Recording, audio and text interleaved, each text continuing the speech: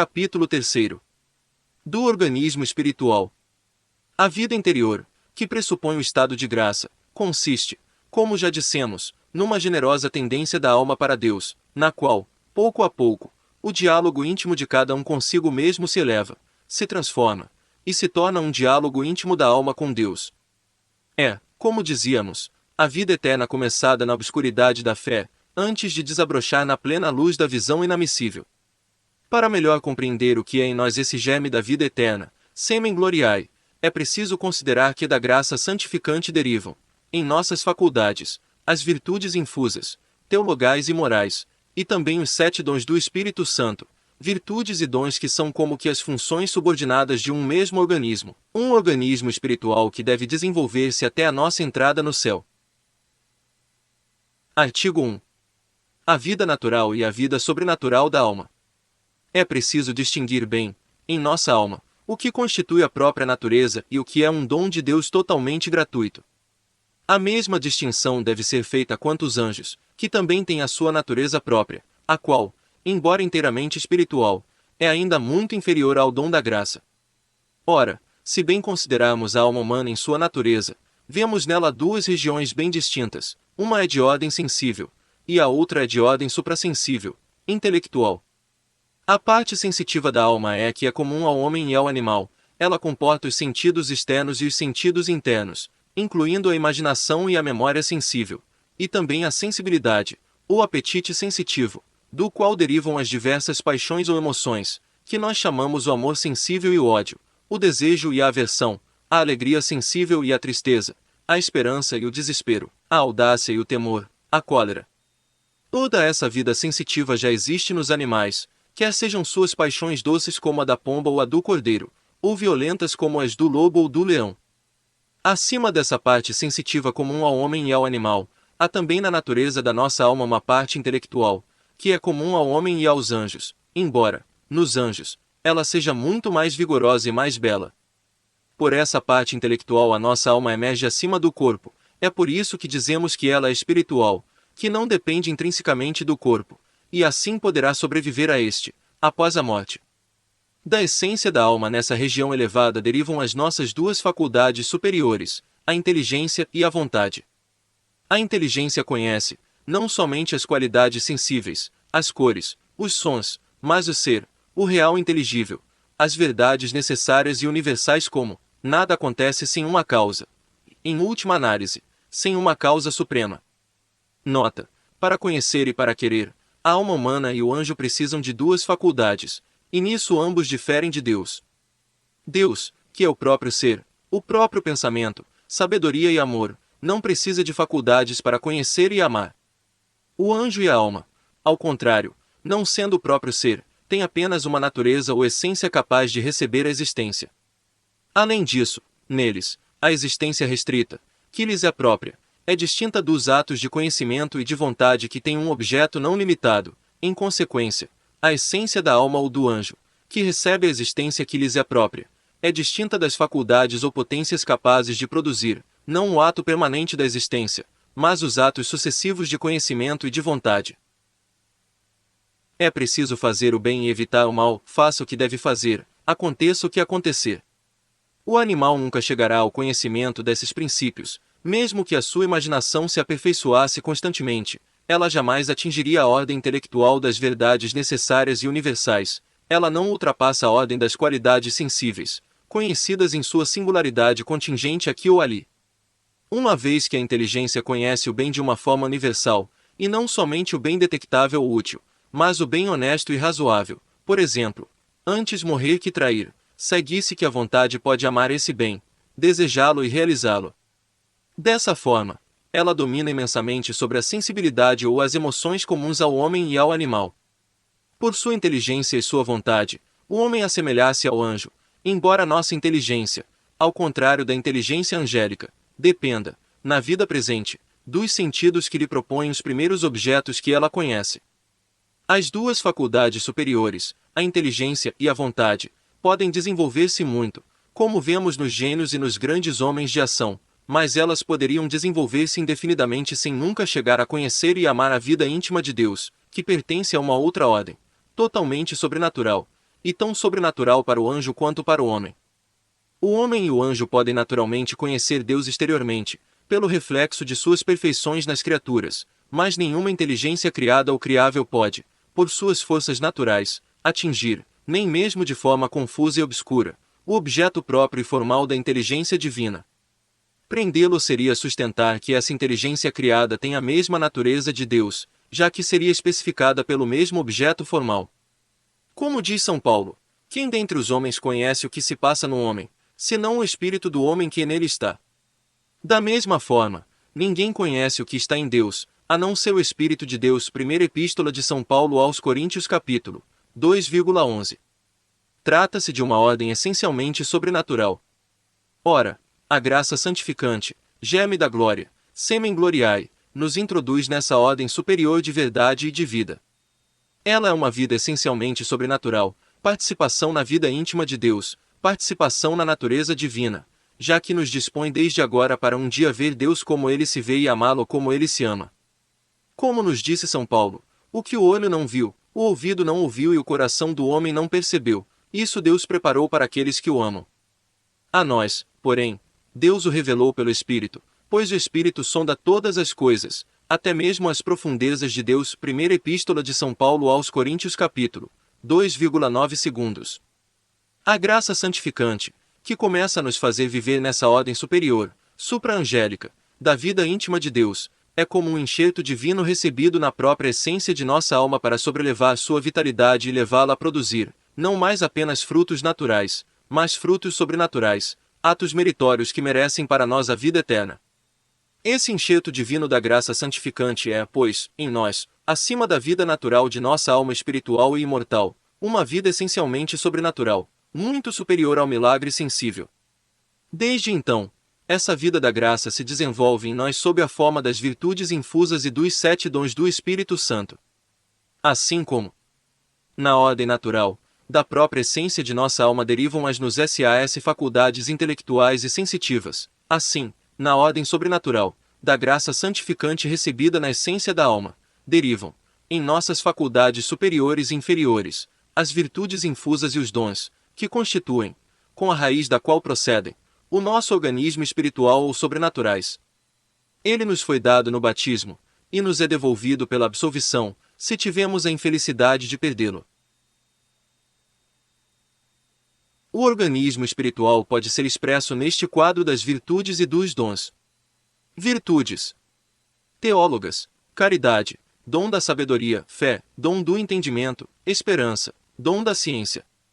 Virtudes morais: prudência, dom do conselho. Justiça, dom da piedade, religião, penitência, obediência. Fortaleza, dom da fortaleza, paciência. Temperança, dom do temor de Deus. Humildade, mansidão, castidade. Artigo 2. As virtudes teologais. As virtudes teologais são virtudes infusas que têm por objeto o próprio Deus, nosso fim último sobrenatural. Por isso são chamadas teologais.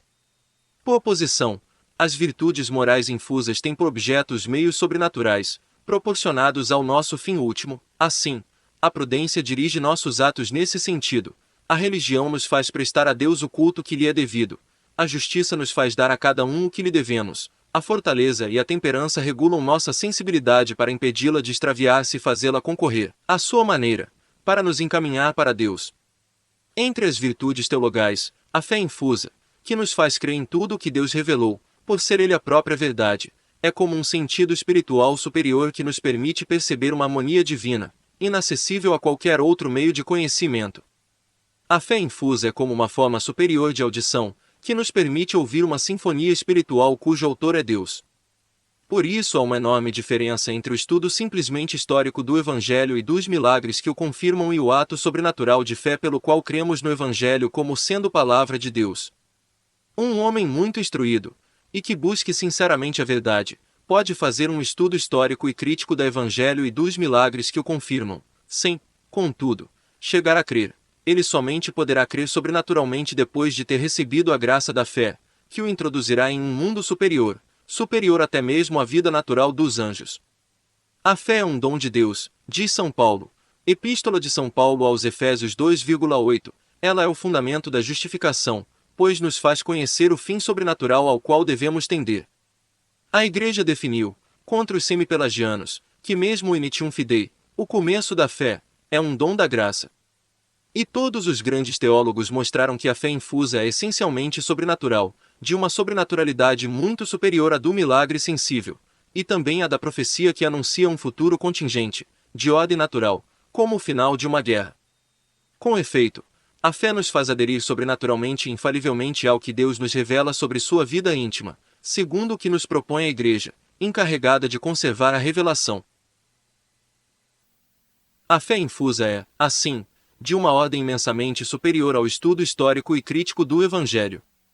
Como diz muito acertadamente o padre Lacordaire, pensemos num sábio que estuda a doutrina católica, que não a rejeita com amargura e que diz mesmo muitas vezes: vós sois felizes por ter fé, gostaria de tê-la como vós, mas não consigo.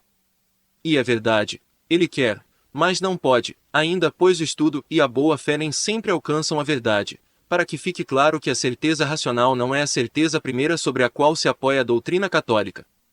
Esse sábio, portanto, conhece a doutrina católica, admite suas proposições e sente a sua potência. Ele aceita que existiu um homem que se chamava Jesus Cristo, o qual viveu e morreu de uma forma prodigiosa. Ele se impressiona com o sangue dos mártires na época da constituição da Igreja. Ele dirá de bom grado que esse foi o maior fenômeno já ocorrido no mundo. E dirá: isto é a verdade. E contudo ele não conclui, sente-se oprimido pela verdade, como num sonho onde se vê sem ver. Um dia, porém, este sábio se põe de joelhos, ele sente a miséria do homem, e levanta as mãos ao céu, dizendo: do fundo da minha miséria, ó meu Deus, eu clamo a vós. Nesse momento, alguma coisa se passa nele, as escamas caem de seus olhos, um mistério se realiza, ele-o transformado.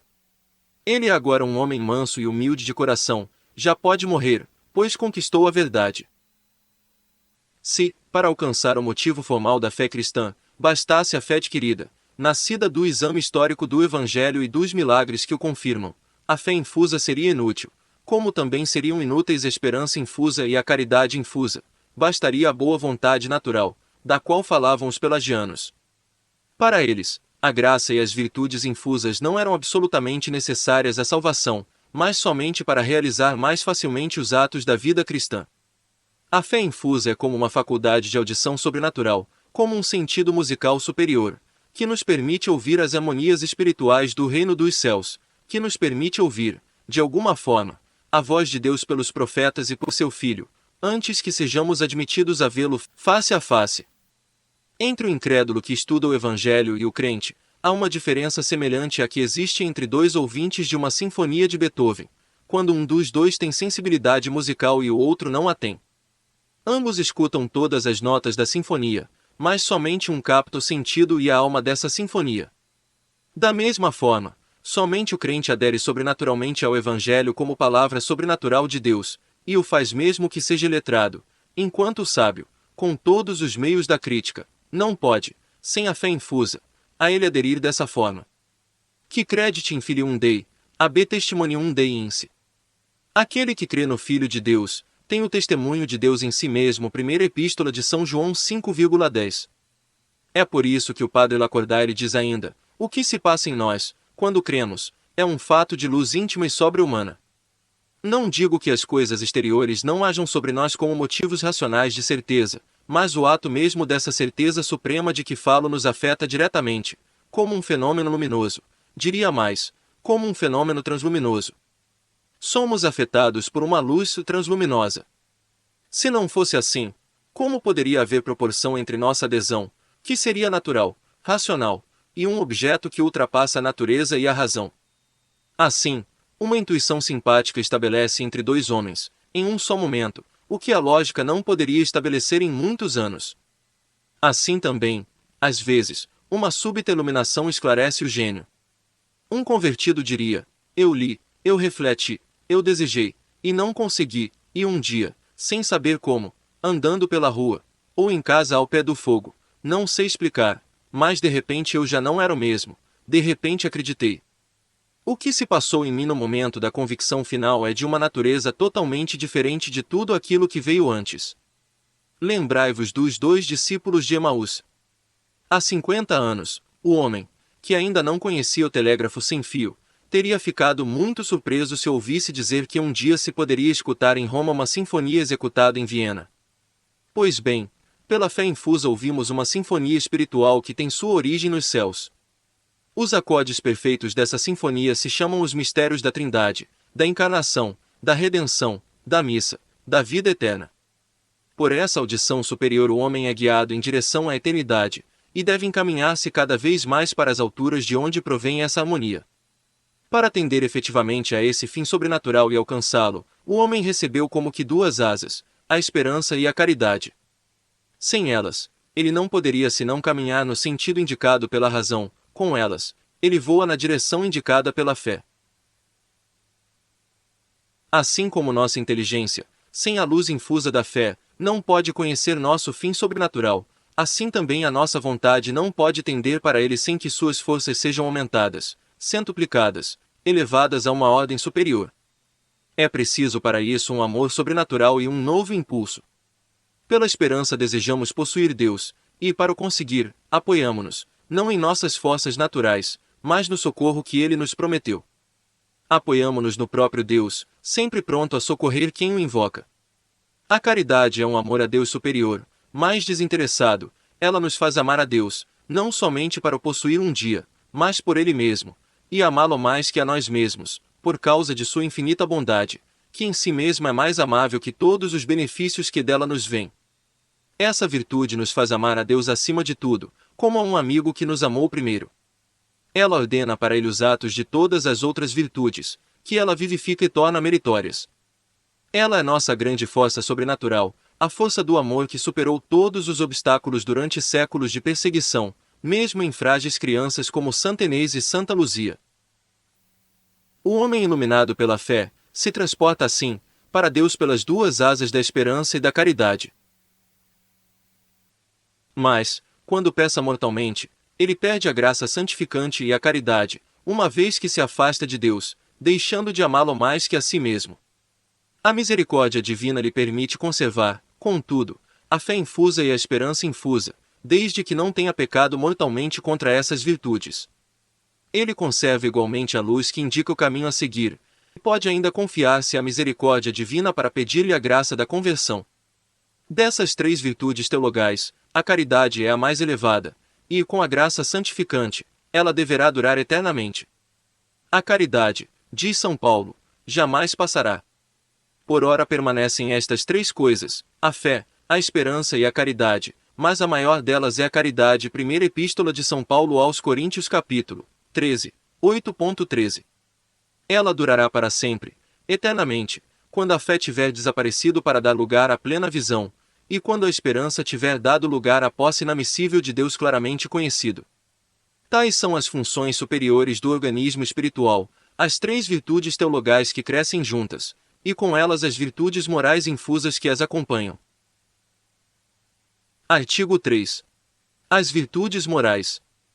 Para compreender como deve ser o funcionamento do organismo espiritual, é preciso distinguir bem, abaixo das virtudes teologais, as virtudes morais adquiridas, escritas pelos moralistas da antiguidade pagã, e que podem existir sem o estado de graça, e as virtudes morais infusas, ignoradas pelos moralistas pagãos e descritas no Evangelho.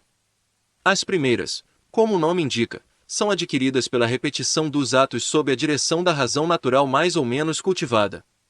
As segundas são ditas infusus, porque somente Deus as pode produzir em nós. Elas não são o resultado da repetição de nossos atos, nós as recebemos no batismo, como parte do organismo espiritual, e a absolvição nolas devolve, se tivermos tido a infelicidade de perdê-las. As virtudes morais adquiridas, conhecidas dos pagãos, têm um objeto acessível à razão natural, as virtudes morais infusas têm um objeto essencialmente sobrenatural, proporcional ao nosso fim sobrenatural, objeto que seria inacessível sem a fé infusa na vida eterna, na gravidade do pecado, no valor redentor da paixão do Salvador, no valor da graça e dos sacramentos. Em relação à vida interior, Falaremos primeiramente das virtudes morais adquiridas, em seguida das virtudes morais infusas, e, por fim, das relações de umas com as outras. Trata-se certamente de um assunto importante, uma vez que algumas pessoas consagradas a Deus, quando ainda são jovens, não atribuem suficiente importância às virtudes morais. Diria-se, por acaso, que, por sobre uma sensibilidade bastante calma e pura, elas possuem as 3 virtudes teologais, mais que as virtudes morais de prudência, justiça, fortaleza, etc., quase não existem. Há em sua alma como que um estágio intermediário que parece faltar. Elas até possuem as virtudes morais infusas, mas as virtudes morais adquiridas correspondentes são nelas deficientes.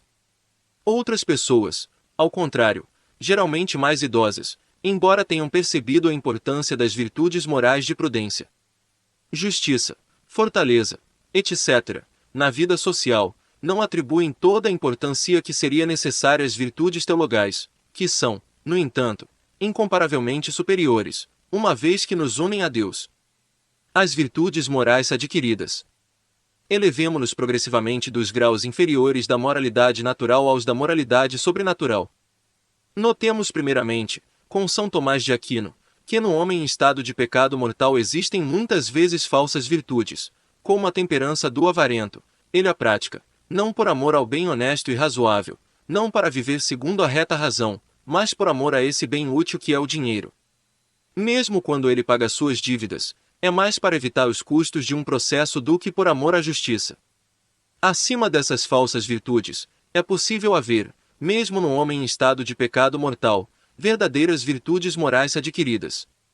Muitos praticam a sobriedade para viver conforme a razão, e pelo mesmo motivo pagam suas dívidas e ensinam alguns bons princípios a seus filhos. Mas, enquanto o homem permanece em estado de pecado mortal, essas verdadeiras virtudes permanecem num estado de disposição pouco estável, in statu dispositionis facile mobilis, não alcançaram ainda o estado de virtude sólida, difficile mobilis. Por quê? Porque, enquanto o homem está em estado de pecado mortal, a sua vontade está geralmente afastada de Deus. Ao invés de amá-lo sobre todas as coisas, o pecador ama a si mesmo mais que a Deus. Daí uma grande fraqueza para realizar o bem moral, mesmo o de ordem natural. Além disso, as verdadeiras virtudes adquiridas que estão no homem em estado de pecado mortal não têm solidez, porque não estão conectadas, não contam suficientemente com o apoio das virtudes morais vizinhas, que com frequência não existem. Por exemplo, um soldado, naturalmente inclinado aos atos de bravura e que se mostrou muitas vezes corajoso, tem também a tendência a se embriagar. E assim, pode às vezes acontecer que, por intemperança, ele perca a virtude adquirida da fortaleza e negligencie seus deveres essenciais de soldado. Esse homem, tão inclinado por temperamento a ser corajoso, não tem a virtude da fortaleza enquanto virtude. A intemperança faz faltar a prudência, mesmo no domínio da virtude da fortaleza. A prudência, que deve dirigir todas as virtudes morais, supõe, com efeito, que nossa vontade e nossa sensibilidade estejam habitualmente retificadas com relação à finalidade dessas virtudes. Alguém que conduza vários cavalos atrelados a um carro precisa que cada um deles esteja já adestrado e dócil. Ora, a prudência é como que a condutora de todas as virtudes morais, auriga virtutum, e ela precisa ter, por assim dizer, todas elas sob o seu controle. Uma não pode agir sem a outra, elas estão conectadas através da prudência que as dirige. Em consequência, para que as verdadeiras virtudes adquiridas não permaneçam apenas no estado de disposição pouco estável, mas passem ao estado de virtude já sólida, in statu virtutis, é preciso que elas estejam interligadas, e, para isso, é preciso que o homem já não esteja em estado de pecado mortal, mas que sua vontade seja retificada em relação ao fim último. É preciso que ele ame a Deus mais que a si mesmo, ao menos com um amor de estima real e eficaz, se não puder ser um amor sensível. E isso é impossível sem o estado de graça e a caridade. Mas, depois da justificação ou conversão, essas verdadeiras virtudes adquiridas podem chegar a ser virtudes estáveis, in statu virtutis, elas podem tornar-se conectadas, apoiar-se umas nas outras. E por fim, sob o influxo da caridade infusa, elas se tornam o princípio de atos merecedores da vida eterna. Alguns teólogos, como Duns Scotus, chegaram mesmo a pensar, por esse motivo, que não é necessário haver em nós virtudes morais infusas. As virtudes morais infusas. As virtudes morais adquiridas, de que acabamos de falar, serão suficientes, sob a influência da caridade, para constituir o organismo espiritual das virtudes no cristão. Será necessário que recebamos virtudes morais infusas. Em conformidade com a tradição, e com uma decisão do Papa Clemente V no Concílio de Viena, o Catecismo do Concílio de Trento, na segunda parte, sobre o batismo e seus efeitos, responde: a graça santificante, que o batismo comunica é acompanhada do glorioso cortejo de todas as virtudes, que, por um dom especial de Deus, penetram na alma ao mesmo tempo que ela. É um efeito admirável da paixão do Salvador que nos é aplicado pelo sacramento da regeneração.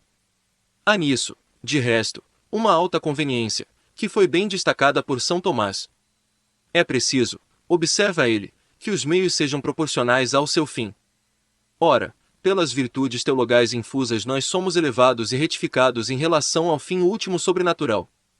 É, portanto, altamente conveniente que sejamos elevados e retificados por virtudes morais infusas em relação aos meios sobrenaturais capazes de nos conduzir ao nosso fim sobrenatural.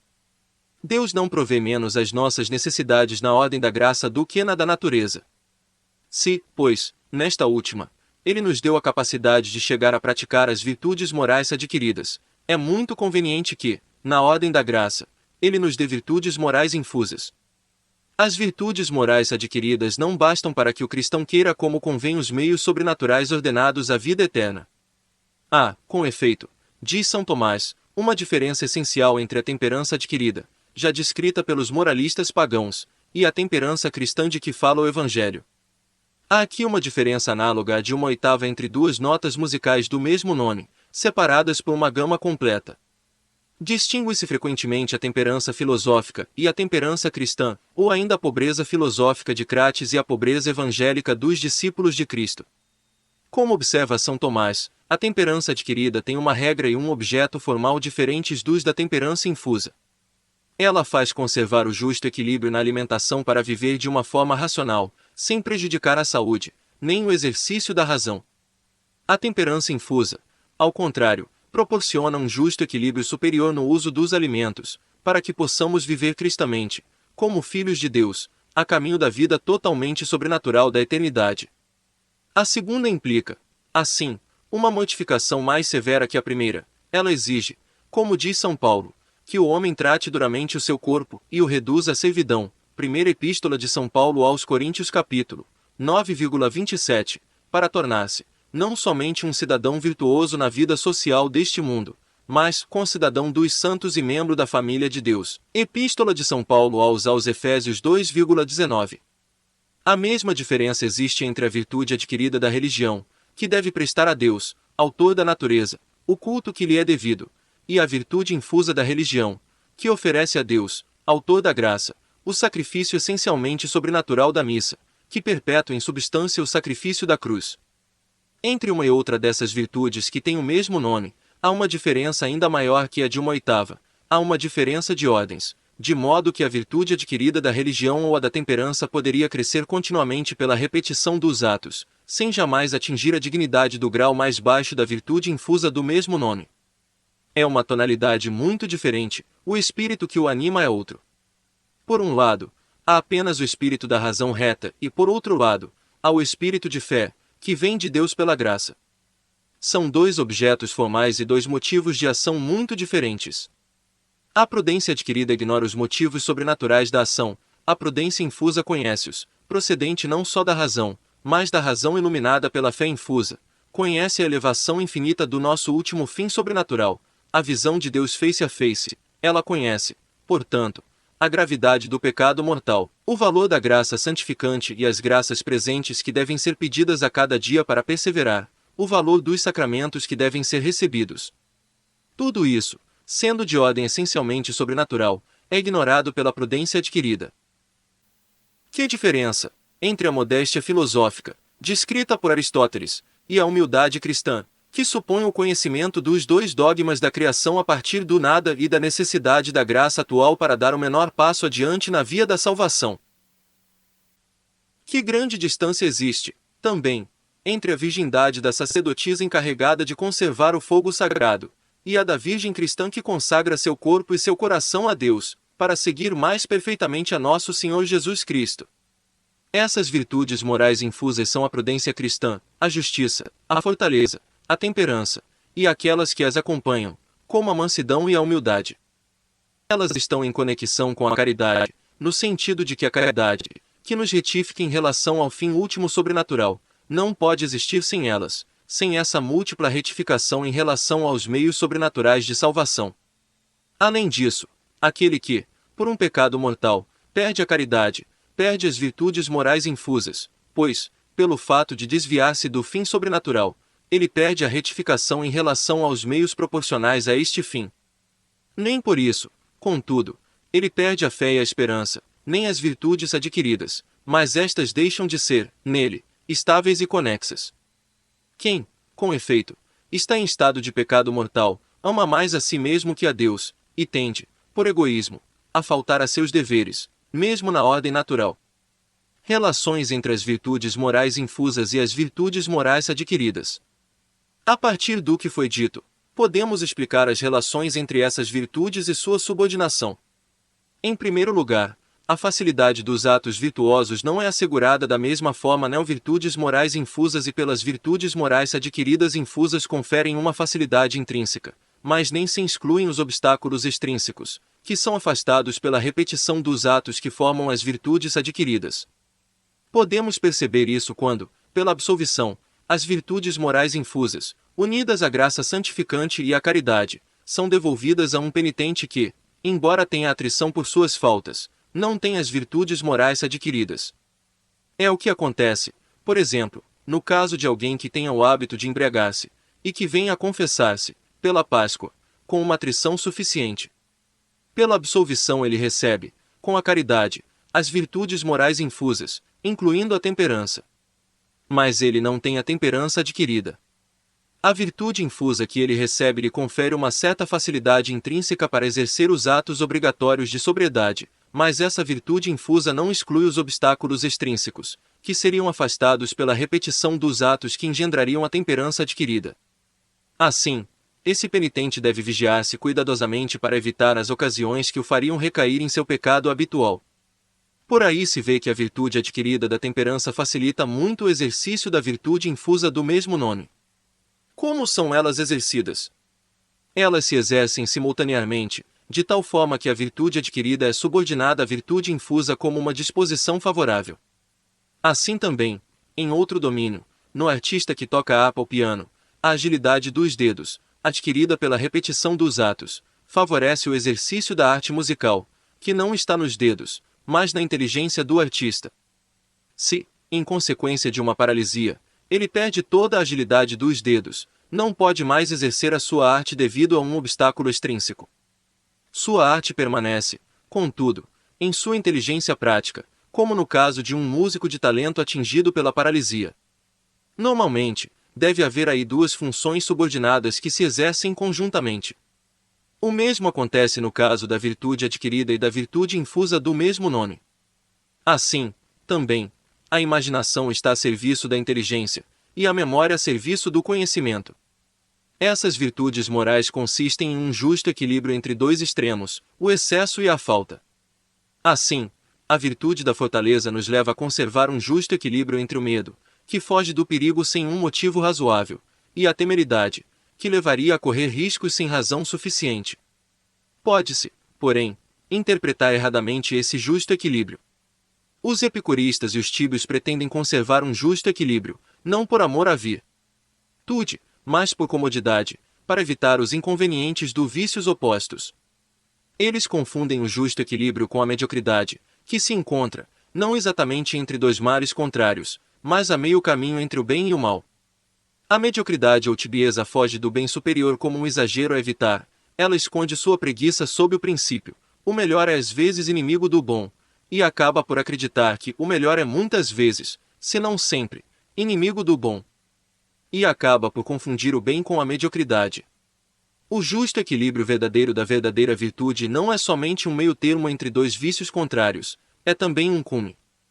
Ele se eleva como um ponto culminante entre esses desvios opostos entre si. Assim, a fortaleza está acima do medo e da temeridade, a verdadeira prudência está acima da imprudência e da astúcia, a magnanimidade está acima da pusilanimidade e da presunção vã e ambiciosa, a liberalidade está acima da avareza ou mesquinhez e da prodigalidade, a verdadeira religião está acima da impiedade e da superstição.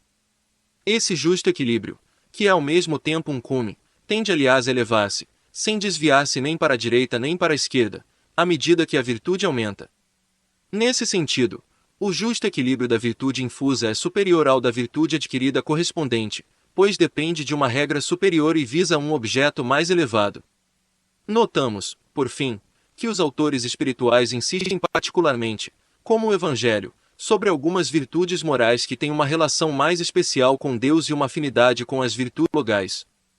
São elas a religião ou a sólida piedades, a penitência, que rendem a Deus o culto e a reparação que lhe são devidas, a mansidão unida à paciência, a perfeita castidade, a virgindade e a humildade, virtude fundamental que exclui o orgulho, princípio de todo o pecado.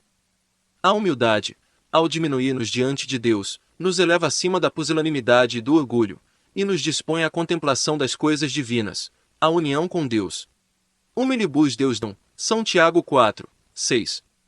É aos humildes que Deus concede a sua graça, e Ele os torna humildes para agraciá-los. Jesus gostava de dizer, aprendei de mim, que sou manso e humilde de coração, São Mateus 11,29.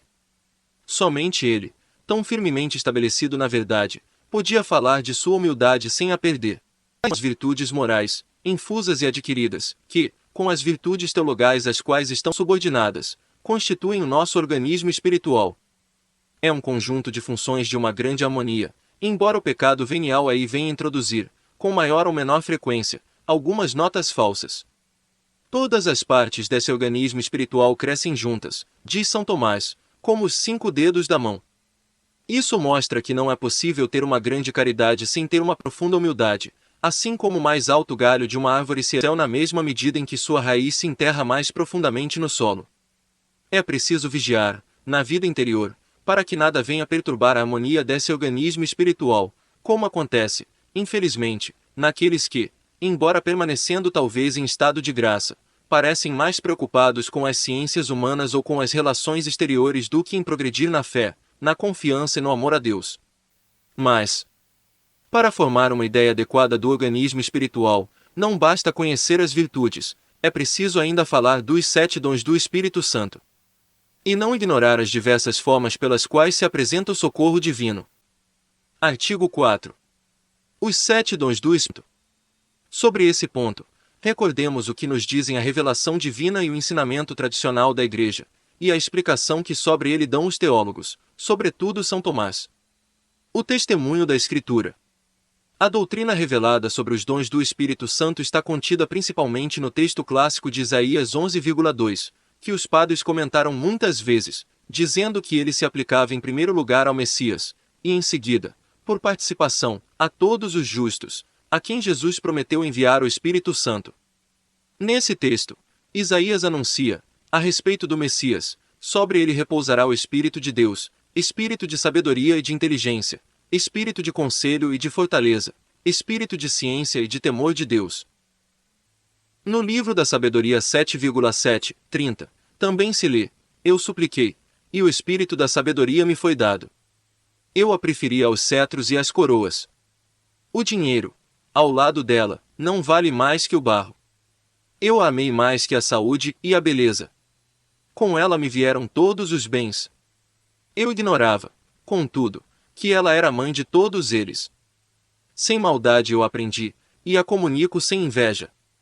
Ela é para os homens um tesouro inesgotável, aqueles que dela desfrutam atraem a amizade de Deus. Através dos tempos, ela se espalha por todas as almas santas, tornando-as amigas de Deus e dos profetas. Deus, com efeito, não ama senão aquele que habita com a sabedoria. Vemos, assim, como a sabedoria é o mais elevado dos dons do Espírito Santo enumerados por Isaías.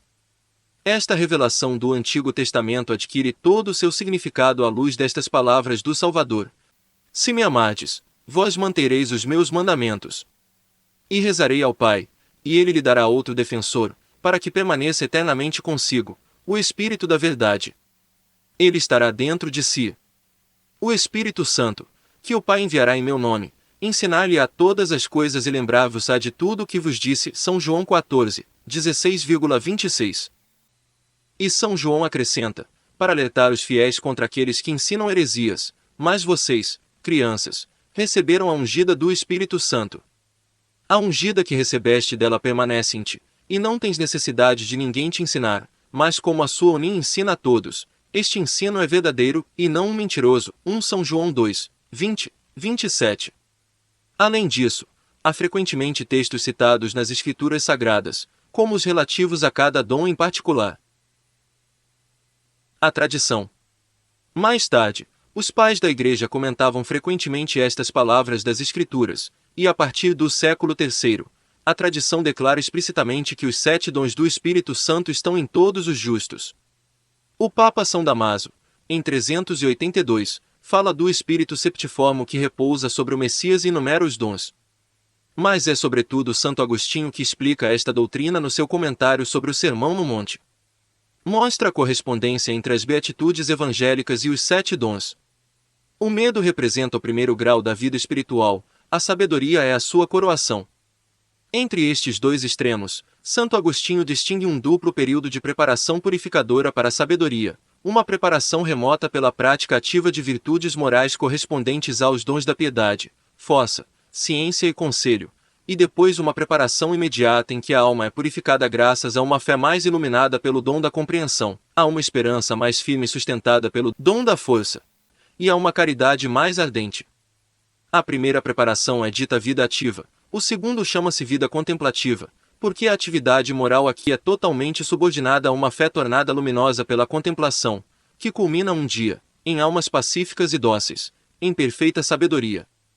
No que se refere ao ensinamento da própria Igreja, lembremos que o Concílio de Trento, na seção 6º, capítulo 7º, diz: a causa eficiente de nossa justificação é Deus, que, em sua misericórdia, nos purifica e nos santifica. Epístola aos Coríntios 6,11, pela unção e o selo do Espírito Santo que nos foi prometido e que é um penhor da nossa herança. Epístola de São Paulo aos Efésios 1,13. O Catecismo do Concílio de Trento precisa este ponto, enumerando os 7 dons segundo Isaías 11,2, e acrescentando: estes dons do Espírito Santo são para nós como uma fonte divina na qual aurimos o conhecimento vivo dos preceitos da vida cristã. Por eles ainda podemos conhecer se o Espírito Santo habita em nós. Com efeito, São Paulo disse: o próprio Espírito dá testemunho ao nosso espírito, de que somos filhos de Deus. Epístola de São Paulo aos Romanos 8,16. Ele nos dá esse testemunho pelo amor filial que nos inspira, e pelo qual se faz sentir de alguma forma por nós. Um dos mais belos testemunhos da tradição sobre os 7 dons está na liturgia de Pentecostes. Particularmente na missa desse dia, lemos a sequência: vinde, Espírito Santo, e enviei do céu um raio de vossa luz. Vinde, Pai dos pobres. Vinde, distribuidor das graças. Vinde, luz dos corações. Consolador excelente, doce hóspede da nossa alma, doçura refrescante, repouso no labor, calma no ardor, consolo nas lágrimas. O lux beatissima, replicordis intimator fidelium. O luz bendita, inundai o íntimo dos corações de vossos fiéis. Aquecei o que está frio, endireitai o que está desviado. Datuis fidelibus, inti confidentibus, sacrum septenarium. Dai aos vossos fiéis, que em vós confiam, os 7 dons sagra. Dai-lhes o mérito da virtude. Dai-lhes uma morte feliz. Dai-lhes a eterna alegria. Da mesma forma, no Veni Creator Spiritus se diz: tu septiformis munere. Acende lumen sensibus infunde amor in cordibus. Sois vós o espírito dos 7 dons. Iluminai nosso espírito com vossa luz, e derramai o amor em nossos corações.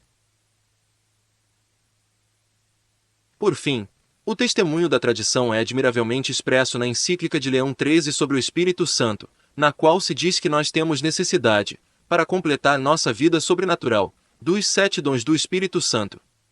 O justo que vive da vida da graça e que age pelas virtudes, como por novas faculdades, tem absoluta necessidade dos 7 dons que chamamos mais particularmente dons do Espírito Santo.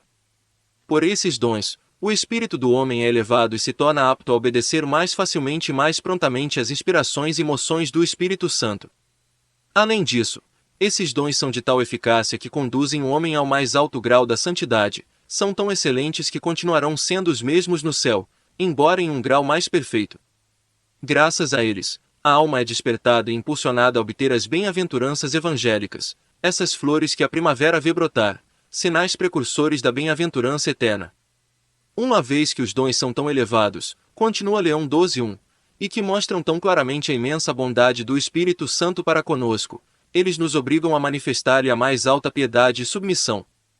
Nós o conseguiremos facilmente se nos aplicarmos a conhecê-lo cada dia melhor, a amá-lo, a invocá-lo. Importa recordar claramente os benefícios inumeráveis que não cessam de jorrar para nós desta fonte divina.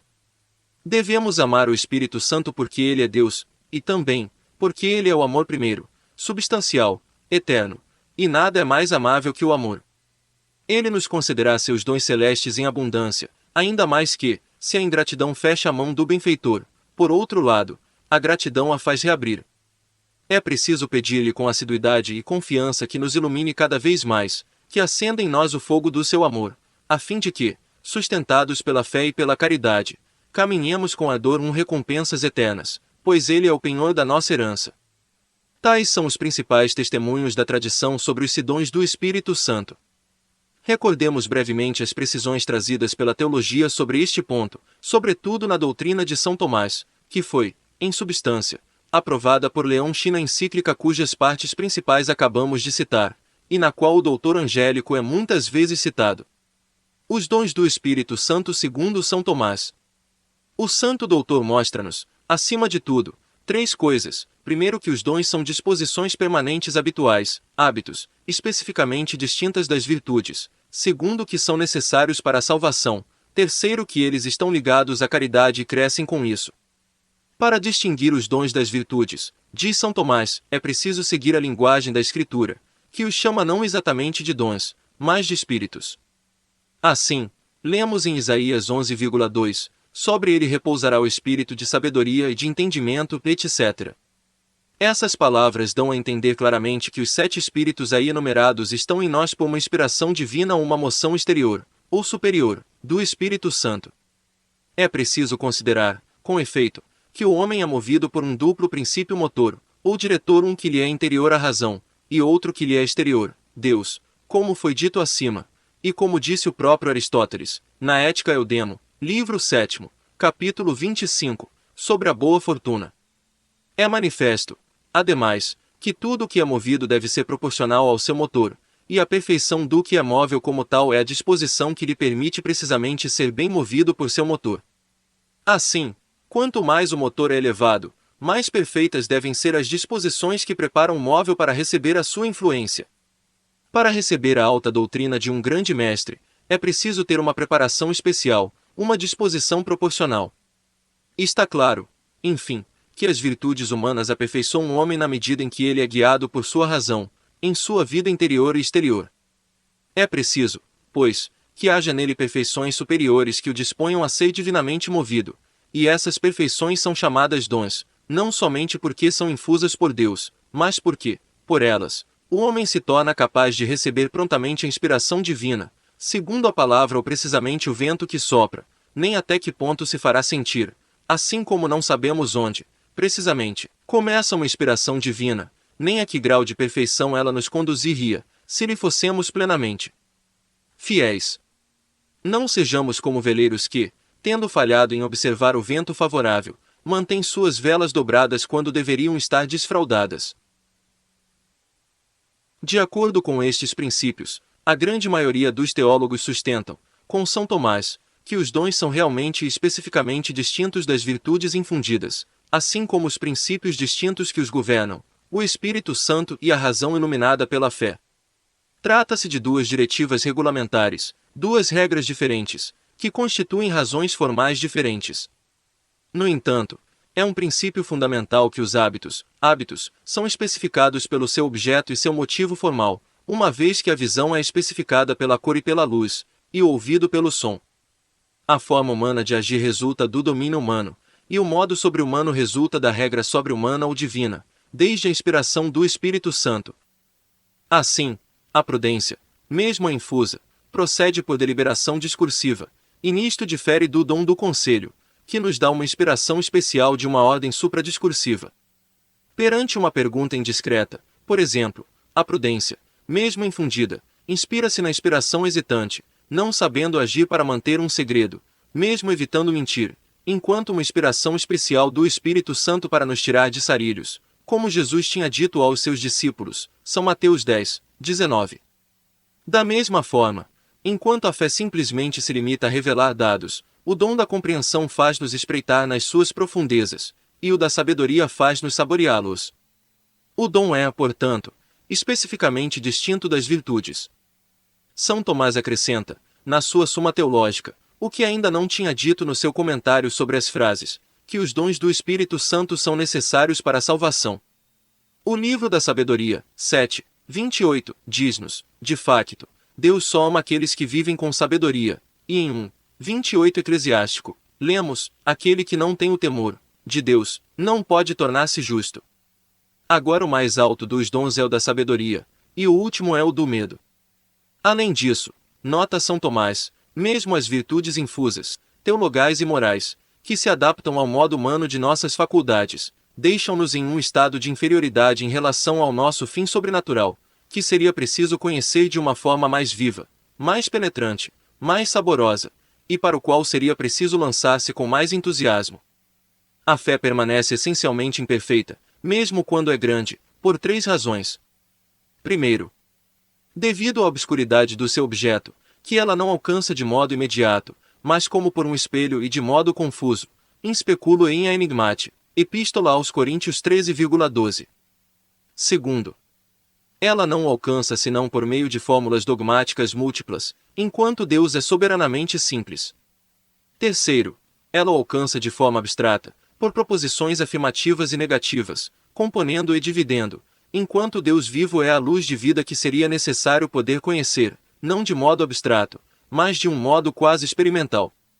A esperança participa da imperfeição da fé, e mesmo a caridade, já que é a fé que lhe propõe o seu objeto.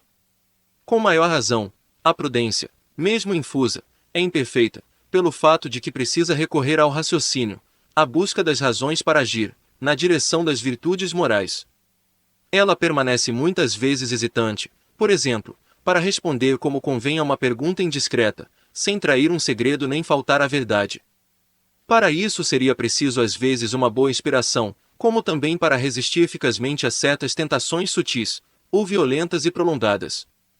A razão humana, diz São Tomás, mesmo quando é aperfeiçoada pelas virtudes teologais, não pode conhecer tudo o que precisaria saber, nem se preservar de todo engano, stultitia.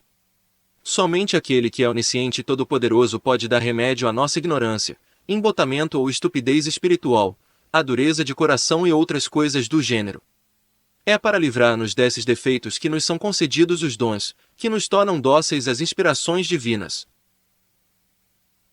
Nesse sentido, eles são necessários à salvação, assim como as velas são necessárias ao barco para que ele possa ser dócil ao sopro do vento favorável, ainda que possa também avançar por meio de remos.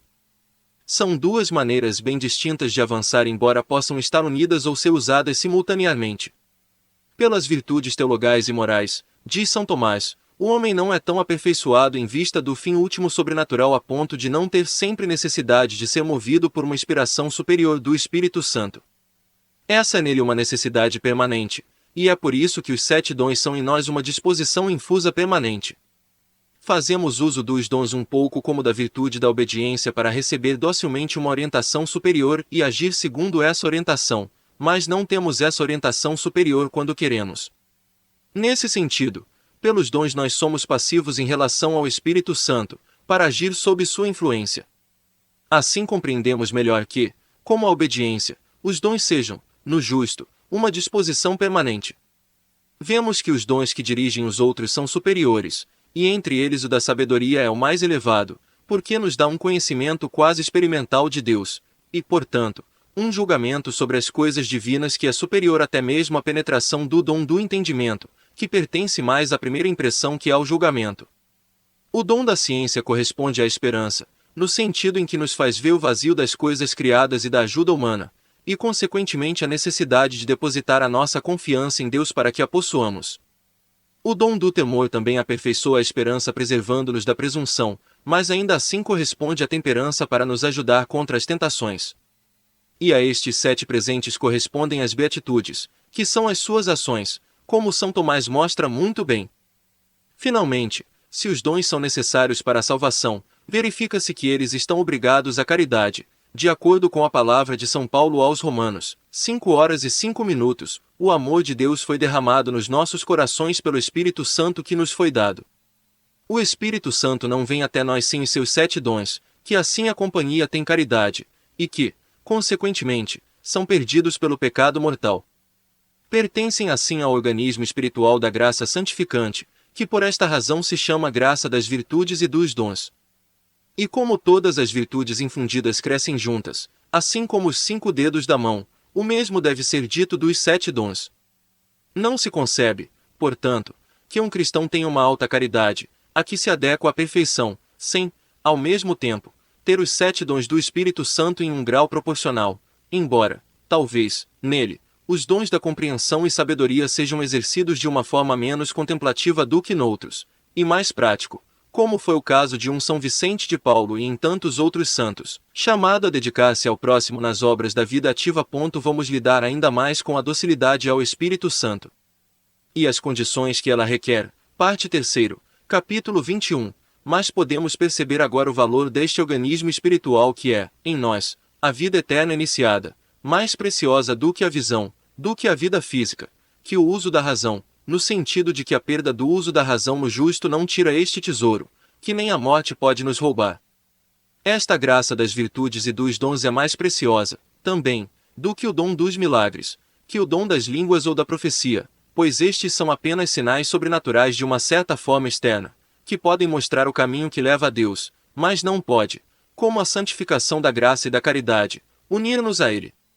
Para entender melhor como devem ser exercidas as diversas funções desse organismo espiritual, falta-nos falar sobre graça atual, necessária ao exercício das virtudes e dos dons.